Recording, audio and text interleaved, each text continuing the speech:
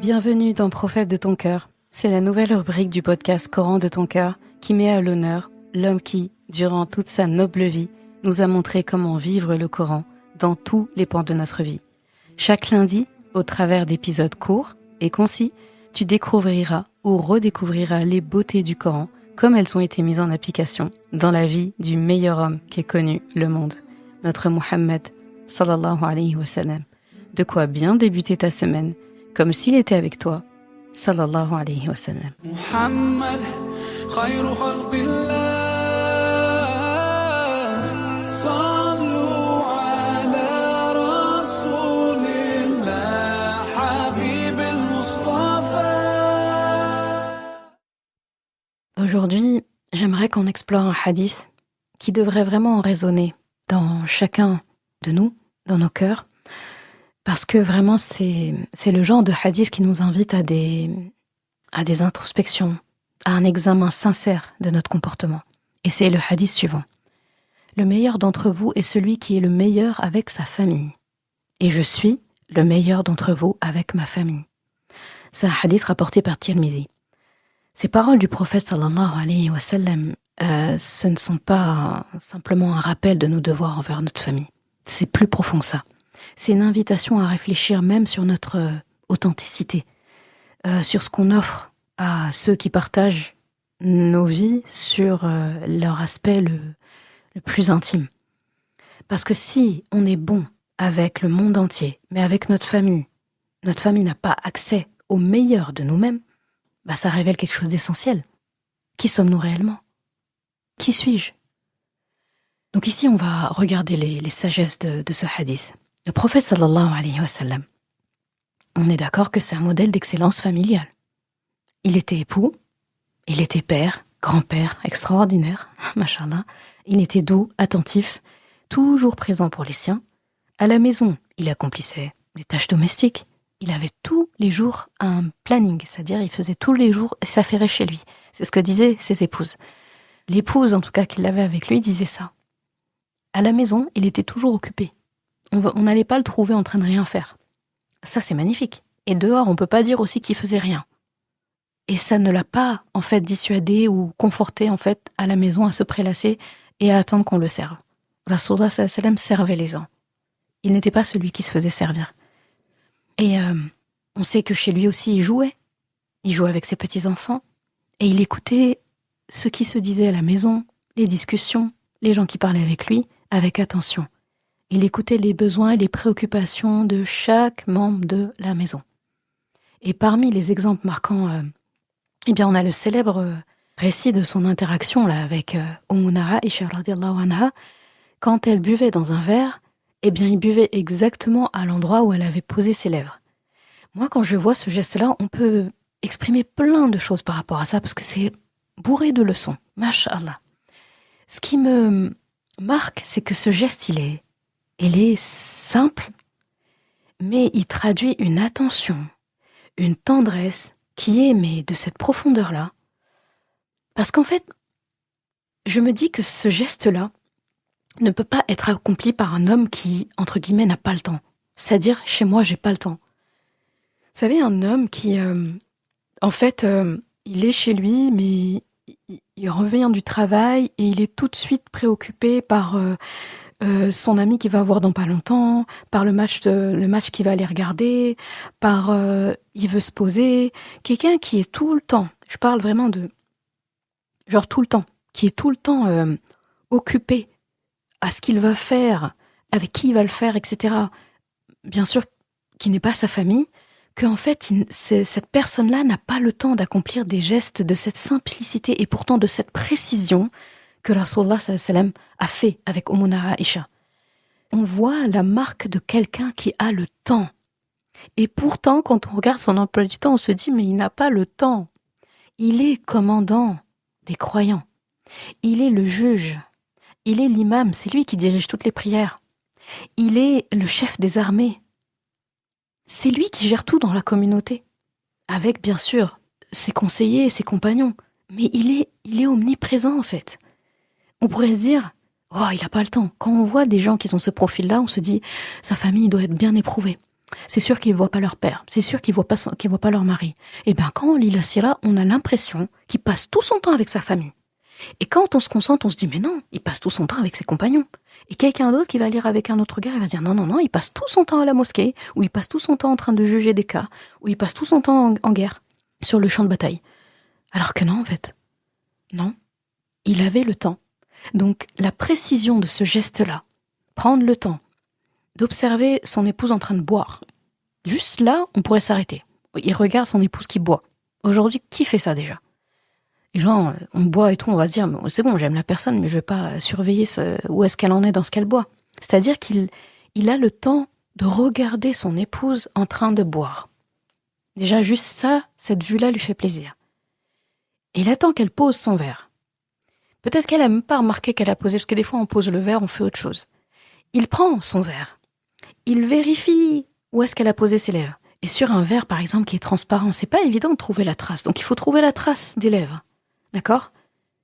Il trouve la trace et il va aller poser ses lèvres exactement là. Et il boit jusqu'à ce qu'elle remarque son geste. Et jusqu'à ce que son geste lui fasse un effet. Qu'il remarque qu'elle a remarqué. D'accord ? Il faut qu'il ait vu qu'elle a remarqué. Qu'il voit l'effet que ça lui fait.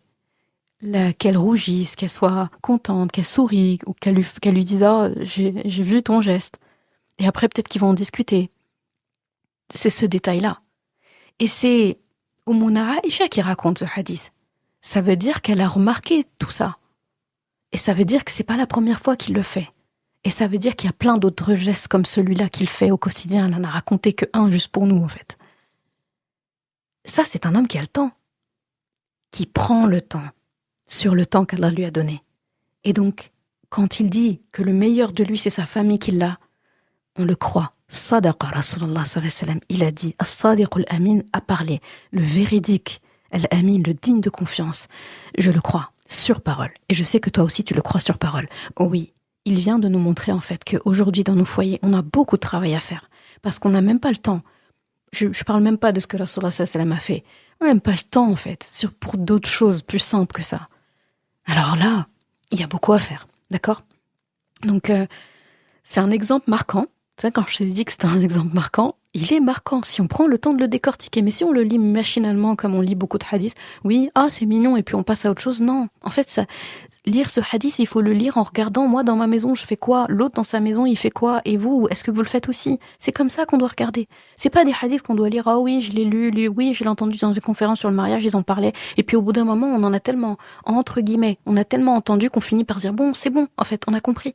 Non, c'est pas bon, non, t'as pas compris. Non, on n'a pas encore compris, faut qu'on s'assoie. C'est visuel ce que Oumouna Aïcha raconte ici. Elle nous parle de choses qui s'imaginent, qui doivent se voir souvent on montre aujourd'hui là les lunettes à intelligence artificielle, les lunettes et tout comment on appelle ça ? Réalité augmentée, je sais plus comment on appelle ça. Et bien là, avec les hadiths de Oumouna Aïcha et de ses épouses, les hadiths qui nous permettent de regarder avec des jumelles à l'intérieur du foyer de Rasulullah sallallahu alayhi wa sallam, des détails que même les compagnons n'ont pas vu, qu'ils vivent pas avec lui H24. On a ces détails-là en fait. Et ces détails, ces épouses arrivent à le donner parce qu'il le fait, et il le fait normalement, il le fait régulièrement. Où nous situons-nous par rapport à ça ? Comment ça se fait en fait que notre téléphone a plus notre attention que des membres de notre maison ? Pourquoi est-ce qu'il n'y a pas un bac dans la maison où tous les téléphones doivent rentrer dedans, au moins pendant le temps de repas, ou pendant le temps du matin, ou le soir après une certaine heure ? Pourquoi en fait ? Donc c'est très important de retourner au basique dans ce qu'on donne à notre famille. Donc ce hadith, vraiment il nous enseigne une chose fondamentale. C'est que la famille, ce n'est pas un espace où on se relâche sur le plan de notre excellence. On se relâche pas en fait à la maison. On peut lâcher prise, on peut se détendre, oui, mais je veux dire, on se relâche pas en termes d'excellence et en termes d'ihsan. C'est là qu'on doit démarrer même en faire plus que ce qu'on faisait dehors. C'est quand on arrive à la maison, même qu'on dépose le manteau qu'on avait dehors et on en met un autre. Et celui qu'on met à la maison, c'est celui de ce hadith. Voilà, faut se dire ça, j'ai rebaptisé. Le manteau, la marque du manteau, c'est quoi ? c'est le meilleur d'entre vous et celui qui est le meilleur avec sa famille. Voilà. Le manteau, il s'appelle comme ça. Et quand tu rentres chez toi, tu mets ce manteau-là. Et il y a juste à dupliquer ce que Rasulullah sallallahu alayhi wa sallam faisait. Hein. C'est aussi simple que ça. Mais il faut l'appliquer. Et donc, la famille, c'est comme un miroir de notre véritable caractère. J'aime bien dire ça. Parce que si on est honnête, la famille, c'est souvent l'endroit où on se permet de baisser notre garde. Après une longue journée, on rentre, on est épuisé. Eh bien, malheureusement, c'est ceux qu'on aime le plus qui subissent parfois nos frustrations, notre fatigue, nos impatiences, etc. Et c'est pas normal. Pierre, Paul, Jacques dehors, ils ont nos sourires, ou en tout cas, on s'abstient, même quand ils nous énervent, on va se retenir, parce que voilà. Et à la maison, waouh, déferlement, c'est comment en fait? Ça veut pas dire qu'on peut pas s'exprimer, ça veut pas dire qu'on peut pas confier à notre famille nos frustrations, nos difficultés. Mais en fait, faut leur confier en tant que team, en fait, comme un coéquipier, pour qu'ils nous aident, voilà. Mais pas, on ne leur confie pas en leur jetant ça à la figure comme si c'était eux qui étaient responsables ou c'était eux les ennemis. C'est toi et moi ensemble, vous et moi ensemble, et pas moi qui te jette un truc à la figure. Des mots et tout ça, tu m'as rien demandé, je t'ai rien demandé, et tu sors ça. C'est pas normal. Donc, ce relâchement-là, qu'on a des fois à la maison, eh bien, ça révèle quelque chose d'hyper profond, je pense. C'est parce que si on donne le meilleur de nous-mêmes à nos collègues, à des amis, à des inconnus même, mais qu'on est impatient, on est critique, on est absent même pour nos familles, ça montre un déséquilibre. Ça en dit long en réalité sur qui nous sommes réellement. Et la question clé à se poser, c'est ce que je voulais dire, si ma famille n'a pas accès au meilleur de moi-même, qui suis-je vraiment? Qui je suis? Qui es-tu? Il faut se demander qui tu es. Le prophète sallallahu alayhi wa sallam nous rappelle que notre véritable excellence se mesure à travers notre comportement avec nos proches. Ce sont eux qui nous connaissent dans nos moments de vulnérabilité. C'est dans ces moments qu'on a l'occasion aussi de travailler sur nous-mêmes. À huis clos, là, avec notre famille, c'est là qu'on doit travailler sur nous-mêmes. D'accord ? La famille, c'est comme, j'aime bien appeler ça comme ça, un laboratoire. Un laboratoire spirituel, émotionnel, etc. Parce que c'est comme un terrain d'entraînement où on peut cultiver les plus hautes qualités humaines. D'accord ? La patience, la bienveillance, la rahma, l'amour désintéressé, d'accord ? Voilà, par exemple, sur le cas de la patience, chaque relation familiale exige un effort constant. D'accord, tu peux pas dire, par exemple, ton fils ou ta fille te dit « Ah, papa, ça fait longtemps que tu m'as pas dit je t'aime, etc. » Est-ce que ça te passait par l'esprit de dire « Mais je t'ai dit je t'aime il y a 1 mois ». Est-ce qu'un enfant va pouvoir entendre ça? Est-ce qu'on est en train de dire ça à l'enfant? Bon, il y a 1 mois, j'exagère peut-être, mais je te l'ai dit avant-hier. Mais si je te l'ai dit, déjà, si on peut citer le dernier moment où on l'a dit, c'est qu'il y a un problème. Si on peut le citer, quand est-ce qu'on l'a dit pour la dernière fois, c'est qu'on le dit pas très souvent, en général. Donc admettons, voilà, le papa dit, allez, je vais réduire à 1 semaine, je vais être plus gentil, parce que 1 mois, j'ai abusé un peu là. Je te l'ai dit il y a 1 semaine. Qu'est-ce que l'enfant, il entend là-dessus? Il entend quoi? Je te l'ai dit il y a 1 semaine, ce n'est pas ma faute si, il y a 1 semaine à maintenant, t'as pas été capable d'économiser mon je t'aime. En fait, on est en train des fois d'agir avec notre famille comme si ils avaient une épargne, on leur remplit leur épargne à un moment donné, et puis après on le remplit plus tard. Et quand la personne en fait manifeste des besoins comme ça, voilà, nous fait comprendre que tu ne me montres pas assez d'affection, tu ne me valorises pas assez, ou bien tu me montres pas assez en fait que je compte, que ce soit l'enfant, que ce soit le conjoint ou la conjointe, les parents, etc. À chaque fois qu'il va nous dire ça, on va être en fait dans quel état en fait? On va être en train finalement de leur répondre alors qu'ils expriment leurs besoins, leur reprocher en fait finalement, est-ce que c'est ma faute si t'as pas bien géré tes économies, si t'as pas bien, c'est une métaphore là, je sais même pas d'où je l'ai sortie celle-là, mais elle est venue toute seule. Mais est-ce ma faute? En gros, c'est comme si la personne répondait, est-ce ma faute si t'as mal géré tes économies? Je t'ai dit je t'aime il y a 1 semaine. Est-ce que c'est ma faute si tu l'as dilapidé? Ah oui, mais si tu remplis pas régulièrement le réservoir, il va puiser où ce petit? On ne doit pas avoir ces histoires-là, en fait, dans notre famille. Ça doit être régulier. On doit apprendre comment l'autre aime être aimé. S'il y en a qui ont besoin qu'on leur offre plus de cadeaux, on offre. Et ça, Rasulullah sallam l'a dit, tahadou, tahabou, offrez-vous des cadeaux, c'est plus à même de vous aimer mutuellement, en fait. C'est une obligation, hein. Il l'a dit. Il n'a pas dit essayez de, il a dit faites. Offrez-vous des cadeaux. Il y a des personnes, c'est comme ça qu'elles se sentent encore plus valorisées. Bah fais-le. Qu'est-ce que ça te coûte, en réalité? Il y a des gens qui préfèrent qu'on passe du temps de qualité avec eux. Même 10 minutes. Ils préfèrent un 10 minutes entre... Tu leur prends du temps sur ta pause pour passer du temps avec eux. Ça vaut tout l'or, en fait. Ça vaut tout l'or du monde. Pourquoi, en fait, se priver de ça? Et ça se travaille. Donc, voilà. Que ce soit nos parents, que ce soit nos conjoints, nos enfants, il y a toujours, en fait, c'est des défis tous les jours, en fait. Et des défis qu'il faut relever. D'accord?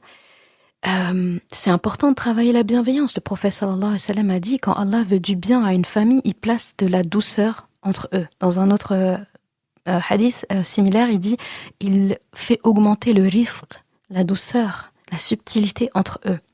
D'accord? Cultiver cette douceur dans nos familles, bah, c'est une manière aussi de chercher la baraka d'Allah subhanahu wa ta'ala. D'accord? La rahma, ça va de soi. Une famille, c'est vraiment l'espace où on doit apprendre à pardonner, apprendre à comprendre, apprendre à donner sans forcément attendre toujours de retour. C'est important aussi d'être vulnérable devant sa famille. La vulnérabilité, c'est une force, c'est pas une faiblesse. D'accord? On n'a pas besoin de porter un masque en famille. C'est un espace où on peut exprimer nos peurs, notre vulnérabilité, nos rêves, même nos faiblesses en fait. Cette vulnérabilité, par contre, ne doit pas être une excuse pour négliger nos responsabilités envers nos proches ou pour servir d'exutoire comme ça, entre guillemets, on nous a rien demandé et on commence à décharger les missiles sur les gens. D'accord? On n'a pas besoin. Au contraire, la famille, c'est l'opportunité même de travailler sur nos défauts. D'accord? C'est vraiment une responsabilité sacrée, la famille. Rasulullah sallallahu alayhi wa sallam l'a dit, chacun de nous est un berger et chacun de vous est responsable de son troupeau. D'accord? Être berger, c'est poser un cadre sain, c'est être protecteur, c'est pourvoir aux besoins physiques, émotionnels, spirituels de ceux qui sont sous notre responsabilité et leur laisser la liberté dans ce cadre qu'on leur a mis. T'as mis le cadre, en fait, bah, à l'intérieur du cadre, laisse-les tranquilles, en fait. D'accord? Donc, tout ça, c'est des moyens, en fait. Donc, comment donner le meilleur de nous-mêmes à notre famille? Bah, il y a quelques pistes, en fait, pour incarner ce hadith-là dans notre quotidien. Être présent, accorder du temps de qualité à nos proches, sans des distractions. Éteignons un peu nos téléphones. Posons des questions sincères, pas les questions voilà, qui sont en réalité des critiques et des flèches, des missiles. Je sais pas qu'est-ce que j'ai aujourd'hui avec le vocabulaire de l'artillerie, mais des questions sincères. Voilà, je crois que je suis comprise là. Il faut écouter attentivement aussi. On ne sait pas écouter, on a 2 oreilles, une bouche. Avant de parler, on écoute. Avant de réagir, on écoute. On écoute plus qu'on ne parle. D'accord? Si on devait choisir entre écouter et parler, il faut écouter. Si on devait mettre l'ordre entre écouter d'abord ou parler d'abord, c'est écouter d'abord. Et après, on verra que c'est plus intéressant. Écoute active. Parce que si j'écoute correctement, ma réponse, elle sera pas la même que si j'avais pas écouté. Ou si j'avais pas écouté jusqu'au bout. Ensuite, après être présent, c'est exprimer notre amour. Faut parler, faut dire. Faut pas présumer que nos proches savent déjà qu'on les aime. Mais tu sais que je t'aime. Oui, mais non. c'est pas comme ça. C'est pas comme ça. Dis-le. Si toi, par exemple, ta manière de dire je t'aime à quelqu'un, c'est quand tu lui rends des services. Cette personne ne la laisse pas se mettre à deviner. Et en fait, tu enchaînes les services et un jour, elle dit, ouais, tu m'as jamais dit je t'aime, etc. Et en fait, la personne, elle se dit, bah si, moi, tout le temps, je te rends des services et tout, tu sais jamais ce que tu veux. Bah, un jour, prends le temps de dire, tu sais, moi, quand j'aime quelqu'un, je lui fais plein de services, j'aime trop faire ça. Et bah, t'es en train de dire à la personne, voilà mon décodeur. Comme ça, la personne, la prochaine fois qu'elle reçoit un service, même si c'est pas son langage, c'est pas comme ça qu'elle aime qu'on lui exprime, elle va pouvoir décoder. Et le mieux, c'est de lire le manuel d'utilisation des gens avec qui on vit. On a des enfants qui sont toujours tous différents les uns des autres. On a des conjoints qui sont différents de nous. On a des parents, aucun des deux n'est identique. Aucun des deux n'est identique à nous aussi. Il y a de quoi faire, en fait. Quand je dis c'est un laboratoire, c'est un laboratoire. C'est comme si tu avais plein de petites... plein d'étuis, là. Et vraiment, on fait de la chimie à la maison. On fait de la chimie. Allah nous a mis avec des caractères et des gens, genre s'ils étaient en dehors de notre famille, des fois on leur parlerait même pas. Des gens qui ont le caractère de certains membres de notre famille, on voudrait même pas être avec eux. Allah les met dans notre famille. C'est parce qu'il y a du bon à prendre. Et si c'est un de tes enfants qui est comme ça, tu vas divorcer de ton enfant, tu vas dire ah non c'est bon, les gens qui ont ce caractère-là, je peux pas. Bah oui, mais Allah il l'a mis dans ta famille, tu fais comment? Et il est sorti de tes entrailles en plus, tu fais comment? Peut-être même qu'il a une part de ce que tu as et tu t'en rends même pas compte. Donc il faut faire cet effort-là. Ensuite, il faut faire des doigts. Mais la base, faire des doigts pour la famille. J'aimais bien mon amie Sabrina, maîtresse Sabrina, avec qui j'avais fait un épisode justement sur la parentalité. Elle l'a dit dans l'épisode, et je valide, c'est quelque chose que j'applique aussi. Normalement, elle disait normalement pour nos enfants, la famille en général, mais surtout les enfants, normalement on fait un qiyamul layl, donc un tahajjud par semaine minimum. Minimum, une fois par semaine, tu te lèves dans le dernier tiers de la nuit et tu demandes à Allah de préserver ta famille. C'est la base, c'est la base. Faut aller demander aux heures où en fait, Allah il casse les prix, quoi. Il fait moins 100% les soldes. Pourquoi on n'est pas présent à ce moment-là? Pourquoi on est abonné absent? Ah non, une fois par semaine, juste une fois. C'est faisable. D'accord? La meilleure nuit d'ailleurs pour le faire, c'est la nuit du vendredi, c'est-à-dire la nuit du jeudi au vendredi. C'est-à-dire jeudi soir en gros. Vendredi avant le fajr. Ça, c'est le meilleur moment pour faire ça. Normalement, t'écris dans ton agenda, tous les jeudis soirs, tu mets ton réveil, tu te lèves, si le fajr il est à 6 heures, toi tu le mets au moins, commence à 5 heures, c'est-à-dire 5 heures ou 5h10, 5h20, 5h30, en tout cas, voilà. Tu te lèves. Base. Ça, c'est pépite en fait. Eh bien, il faut le faire. Notre famille mérite ça. Et nous, on mérite ça. Allah a ce mérite-là. D'accord? Faire des doigts. Ensuite, il faut travailler sur soi. Il faut améliorer nos qualités. Et il faut atténuer les défauts. Les défauts, en fait, quand les qualités sont supérieures et sont bien travaillées, les défauts, parce qu'on en aura toujours, on arrive à un stade où limite les défauts de ceux qu'on aime deviennent mignons. Pourquoi? Parce qu'on sait on les connaît, on sait qu'ils ne jouent pas de ces défauts-là, on sait qu'ils font tout pour que ces défauts-là ne nous nuisent pas, mais ces défauts les humanisent aussi. Quand les défauts ont cet aspect-là où limite, son défaut il est limite mignon, c'est que vraiment, c'est bien dosé, c'est bien travaillé. D'accord? Ensuite, il faut être un modèle, tout simplement. Il faut montrer à nos proches comment incarner les enseignements du Coran et de la Sunna à travers nos actes. Et ça veut dire, je pense que c'est logique, si je veux incarner pour mes proches, mes enfants, etc., le Coran, faut que moi-même j'aille puiser dedans. Parce que si je peux pas donner quelque chose que je n'ai pas. Donc, très important. Donc, je vais conclure avec cette idée-là, en fait. Qui sommes-nous vraiment? Ce hadith-là, c'est un miroir. D'accord? C'est vraiment un miroir de ce qu'on est. Si on veut savoir qui nous sommes réellement, regardons comment nous traitons notre famille. Est-ce qu'on leur donne notre patience? Est-ce qu'on leur donne notre bienveillance? Est-ce qu'on leur donne notre douceur, notre rahma? Ou est-ce que ce qu'ils reçoivent de nous, c'est nos frustrations, négligences ou nos absences? Voilà. Être le meilleur avec sa famille, c'est honorer un engagement avec Allah subhanahu wa ta'ala. C'est comprendre que la famille est une extension même dans notre foi. C'est un espace où on peut travailler sur nous-mêmes, atteindre ce ihsan, cette excellence en fait, avant d'offrir quoi que ce soit après au monde. Donc vraiment, toi qui écoutes, prends le temps de t'interroger. Aujourd'hui, qu'est-ce que j'ai offert de meilleur à ma famille? Voilà. Donc Allah nous aide à être les meilleurs pour ceux qui sont le plus proches de nous et qu'il fasse en fait que nos maisons soient ces lieux de sakina, de rahma et de mawadda, d'amour intense. Amin ya Rabbal Alamin. وما أرسلناك إلا رحمة للعالمين. Et nous ne t'avons envoyé que comme rahma pour l'univers.